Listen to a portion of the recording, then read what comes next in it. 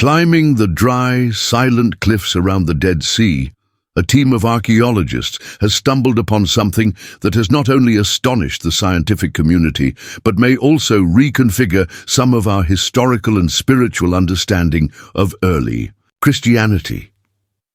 Within one of the caves hidden among the rock formations near Mount Arbel in northern Israel, a small sealed ceramic vessel had been carefully extracted from the hard, ancient earth. The artifact was buried in a secluded spot, protected from the elements and weather, as if hidden with deliberate purpose and reverence. Inside, rolled and still preserved, lay a fragile-looking parchment, aged but legible, covered with text written in ancient Aramaic, the everyday language of Jesus and his contemporaries. What seemed to be just another fragment among the many ancient manuscripts discovered in the region turned out to be something unprecedented. After weeks of cleaning, restoration, and linguistic analysis, experts came across content that left them speechless. A highly intimate letter, supposedly signed by Yeshua, the Aramaic name for Jesus, and addressed to his brother James, also known as James the Just, a respected figure among the early followers and considered by many to be the first leader of the church in Jerusalem. The letter did not bring miracles. It was not a doctrinal exposition or a speech to crowds. It was a human voice, almost confessional, written by someone who revealed himself to be tired, overwhelmed, aware of the weight of his mission and the loneliness it imposed. He spoke of the truth as a burden, as something dangerous when exposed to fragile or vain hearts. "The truth is not for the multitude," he wrote. "Not all hands were made for its weight. Not all eyes can look at it without turning away." The letter also addressed the spiritual distance between himself and others, including the apostles. "Even among those who walk beside me, there is a silence that separates me." The impact of this translation was immediate and profound. Initially, published in restricted academic circles, the existence of the letter quickly reached the attention of the media and religious communities around the world. The visceral and human tone of the message touched even those who usually view such findings with skepticism. For many scholars, the text represents a new window, not onto the glorified Jesus of the sermons, but onto the man behind the historical and religious figure, a man torn between love and pain, hope and weariness, steadfastness and doubt.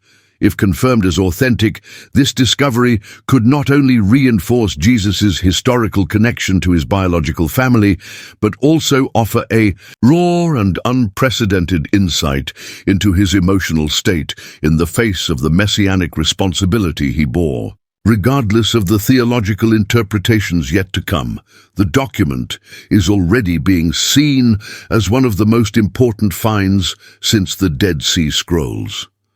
The debate now revolves around its authenticity, its exact origin, the reason for its concealment, and why such an intimate message was hidden for 2 millennia away from the eyes of faith and history.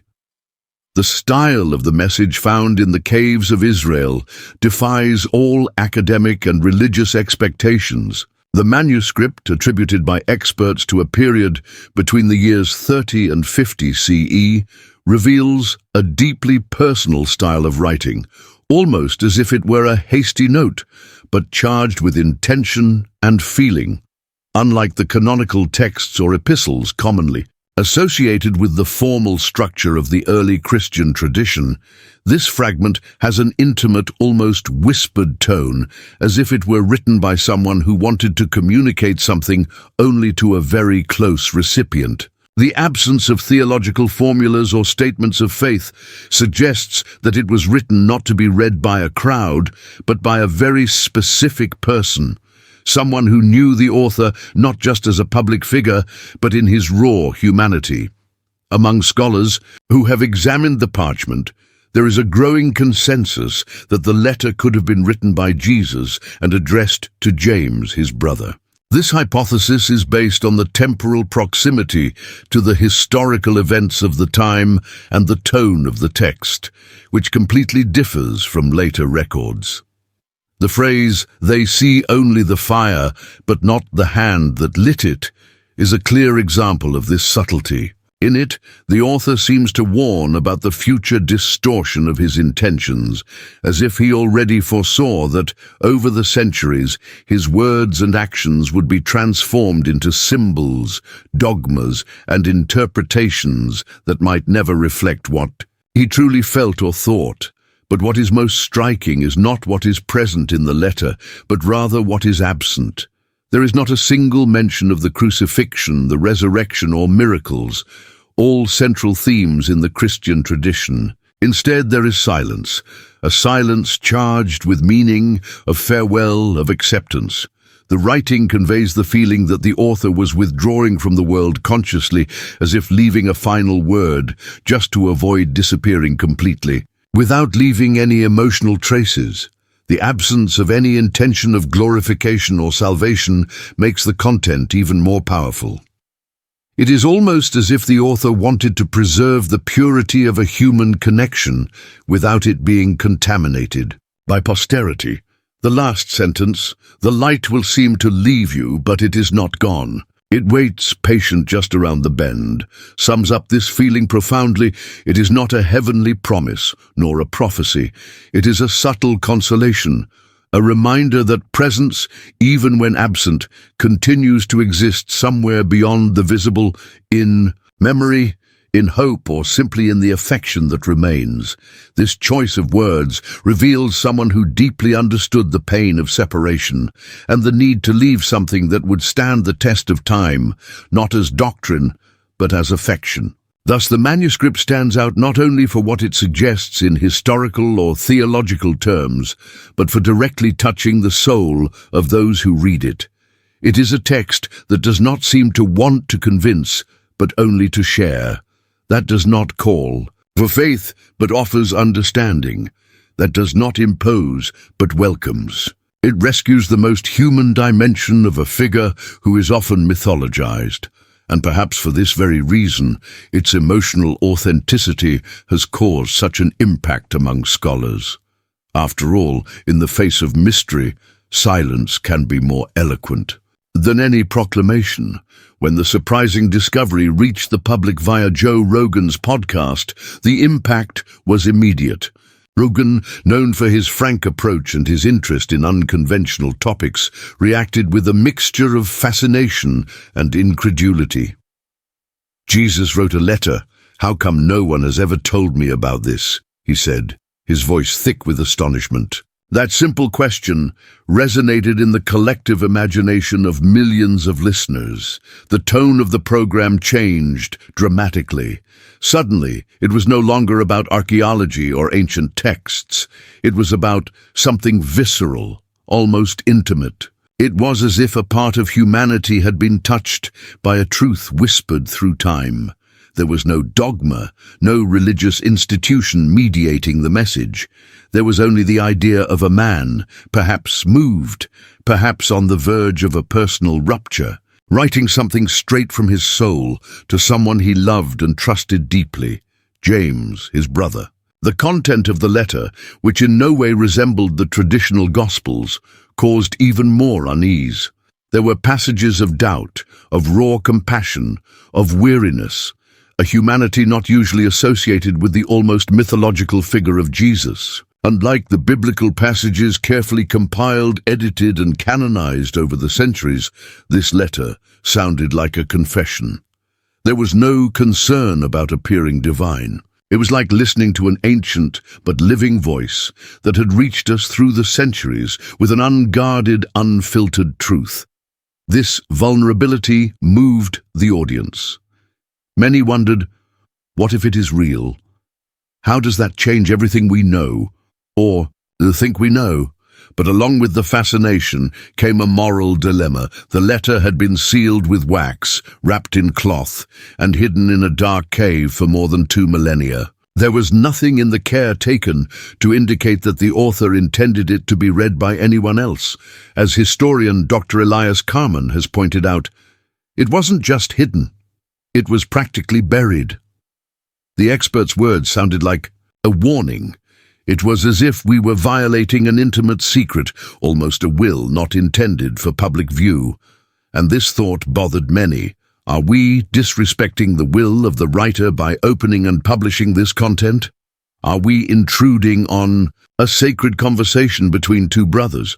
Or on the contrary, are we unearthing a forgotten truth that finally needed to come to light? The tension between the right to discovery and respect for the privacy of a historical or spiritual figure has generated an avalanche of ethical and philosophical debates. Some have argued that if something so deeply personal was kept secret for so long, perhaps the letter was destined to remain silent. Others have argued that its content could transform the way the world sees Jesus, not as an unattainable figure, but as a man who also carried anguish, fears, and hopes. The commotion caused by the episode on Joe Rogan's podcast only increased. As it went viral on social media, people discussed supposed excerpts from the letter, quoted phrases, and created theories. Experts began to be invited to all kinds of programs, trying to contextualize the discovery. But deep down, what was most impressive was the collective feeling that something very old had finally been heard. Not with the force of an explosive revelation, but with the delicacy of an echo that, crossing the centuries, whispered, "I was human too." The letter found in the caves of Israel reveals a tone radically different from what is expected of traditional religious texts. It does not have the formal structure of a doctrinal epistle, nor does it present the common elements of a teaching addressed to followers. The author does not use passages from the Torah, does not exhort crowds, does not position himself as a guide or teacher. Instead, he delivers something more raw and human, an intimate confession. The choice of words is restrained without embellishment, as if each line were too heavy to be spoken aloud. The phrase, "What I could not speak, I leave with you in silence," sums up the spirit of this manuscript. This is someone writing from the depths of his own being, possibly at the end of his life, driven by a desire to be understood, but without the intention of convincing or converting. It is a subtle outburst, closer to a personal diary, a whisper lost in time, than to any attempt at public teaching. This is what makes the text so impactful. It does not shout truths, but lets them reveal themselves slowly, between pauses, between lines. And this honest fragility has a devastating power. The timing of this letter's emergence also carries a symbolism that has not gone unnoticed. Its discovery in 2023, in a world scenario marked by conflicts, polarizations, environmental collapses, and existential doubts, has given the text an unexpected resonance. Many scholars and thinkers have seen more than a coincidence in its revelation at this precise time. Historian Leora Saffron stated that the central themes of the letter, silence in the face of pain, the search for inner truth, the offer of forgiveness without expecting anything in return, and the desire to be understood without needing to convince, touch precisely on the points where humanity is bleeding the most today. The text does not attempt to be a watershed or a theological landmark. On the contrary, it is subtle, almost invisible. And perhaps that is precisely why its power is so intense. It does not propose a new religion, nor a new morality. It simply invites introspection. And amid the noise of the modern world, this quiet voice, coming from a dusty parchment hidden for millennia, can have a more transformative effect than any shout. It is as if the past were whispering a forgotten memory to the collective soul of the present, that before judging or teaching, we must listen, forgive, and understand. Jesus' possible intention in writing the letter is revealed less as a doctrinal gesture and more as an intimate surrender, a human breath hidden beneath the figure of the man deified over the centuries. If we accept that the author is indeed Jesus, we are faced with a portrait that defies conventional images. Not the leader who rouses crowds with fiery words, not the Messiah who performs miracles, but a man who, perhaps feeling the weight of the end, decided to write not for the masses, but for someone who knew his soul, his brother. The writing reveals a weary but still compassionate heart. His words are not sermons, they are murmurs. In one of the most moving passages he says, "Forgive those who use my name in haste. They are not thieves, they are hungry." This is more than empathy. It is an invitation to a deep understanding of the human soul. He does not accuse, he does not warn. He simply understands the hunger, the rush, the thoughtless use of his name. All this is seen with eyes that do, not judge, but that recognize the hidden pain behind the acts. The letter, in this sense, is not a legacy of instruction, but an offering of silence, of raw and delicate humanity. This discovery, regardless of its factual authenticity, brings us to a place where faith meets introspection. It does not demand acceptance, nor does it ask us to change our beliefs. Instead, it invites contemplation. If true, it does not just transform our view of Jesus as a historical figure. It transforms the way we view spirituality itself.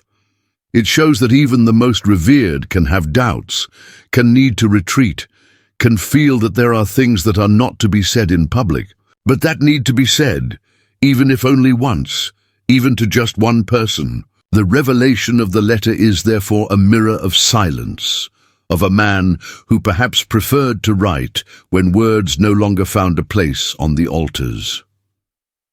Joe Rogan captured it aptly when he said, "It's like reading someone's diary," and realizing that maybe it was never meant for us. There is, indeed, a certain sacred awkwardness to this, as if we were intruding on a prayer, a confession made to paper on the threshold of existence.